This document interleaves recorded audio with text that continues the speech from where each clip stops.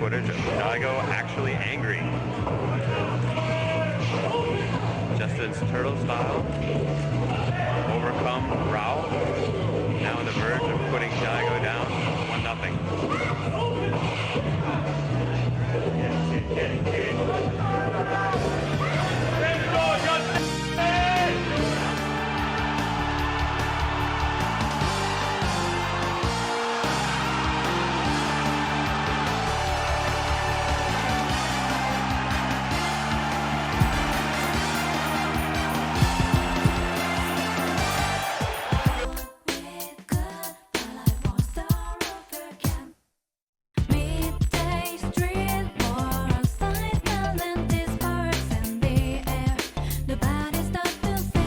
The fighting game has been a pioneer for in-person gaming. Street Fighter in 1991 was the first video game to have two players intersecting at one time. The simple innovation of a multi-userness birthed a community of new players for this new type of game, which started in Japan but quickly spread to America. 33 years have passed since Street Fighter 2, and the sands of time have warped reality into being proficient with the internet. And with it, communities of even the most niche of subjects can be created. Thus, the fighting game community and other esports communities have blossomed like cactus flowers in the desert of Milwaukee, Indianapolis, Detroit, and in... Look yonder! The fifth night, we floated past St. Louis. What a wonderful square of lights. They say there's 20 or 30,000 people living in St. Louis. I never believed it till now. It all looked like the whole world, you know. So the in-person fighting game community of St. Louis is pretty big for a non-coastal, non-major city. Its discords and Reddits are pretty tight-knit, but they're very vibrant, and in my own experience, I recently went to a local fighting tournament, and the other players were surprised but eager to welcome me into the ranks. The players suggested other events I could go to, and even gave me the names of other high-level players playing my character. But how important really are these places people can go to in St. Louis? Yeah, I mean, with this building being a free, open, public attraction, and one of the largest ones in the city, if not the largest one in the city, there's a lot of exposure to different families and people who are not a part of the esports community at the first hand of it to actually get welcomed on board just by going out on a random weekend or weekday with your friends and family. Just having the building itself as a venue is really amazing for esports, just because the exposure to people who are, one, either looking for a way to get involved in esports, or two, who know nothing about esports. Either end of the spectrum, they can still come in, ask questions, learn about different competitions and venues and things like that from us, as well as us to host our own events and tournaments like that to help grow and strengthen the community that's already there. But how does one attract players into fighting game venues, you may ask? Well... Did you know that? Mark Rosewater, the creator of Magic the Gathering, said that players can be categorized into three types: Timmy, Johnny, and Spike. Timmy likes to see cool things and derives their enjoyment from the game through being a part of cool moments like an actor. Johnny wants to win their own way, engage with the game, and invent. And Spike, the most evil and cunning player, just wants to win. Now you know. For fighting games and other esports, of the three types of gamers, the biggest group of players are not the typical more experienced Johnny or Spike. In fact, video games are so hard for modern audiences to comprehend that it is difficult for players to engage with systems as a Johnny, and it is impossible to have a rational chance of victory as a Spike. Thus, for any local esport scene to thrive, the venue and community must first please the Timmy with food options and friends, and let the video game itself do the heavy lifting for the more niche Johnnies and Timmys. In this way, if the malls and the recreational areas of St. Louis are not to par with the in-person Timmy, then they will find more enjoyment with the online playing of the game instead. So how are conditions in St. Louis like? Well, unlike other major cities, St. Louis has less foot traffic and relies more heavily on cars, so already it isn't great. But then in 2020 you add in the pandemic, and the local scene starts majorly suffering. All these isolating factors act like Timmy repellent and drives away potential community members.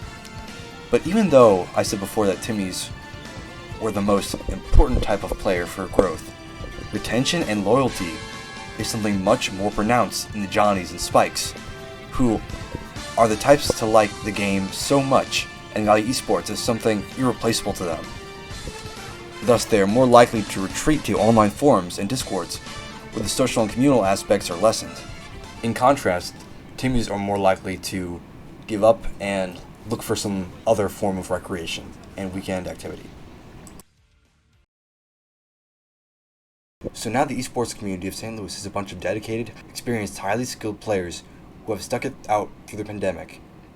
But where in this new era is welcome for them to go? If only there was somewhere that could bridge the gap between players and act as a venue so all players could live in harmony. So at the Science Center, we focused a lot on the educational aspect at first. We were wondering what are the raw stats and data of people actually playing games and actually interacting with technology at first, is what the general idea of it was. And we found out on average, the average adult is spending upwards of over 11 hours a day looking at a screen, whether it be their phone or a computer for work or anything else like an iPad playing games, or if you're just playing on a TV, things like that. And we really wanted to look into, one, the health aspects of that, and two, how it actually has affected us over time and over history as well. So what we did first was we actually opened up the game exploration exhibit, which is on the first floor of the Science Center. And it's all about the different generations of technology and how we actually got from what it looks like to have the old original Nintendo consoles, to how they look and how they've developed over time.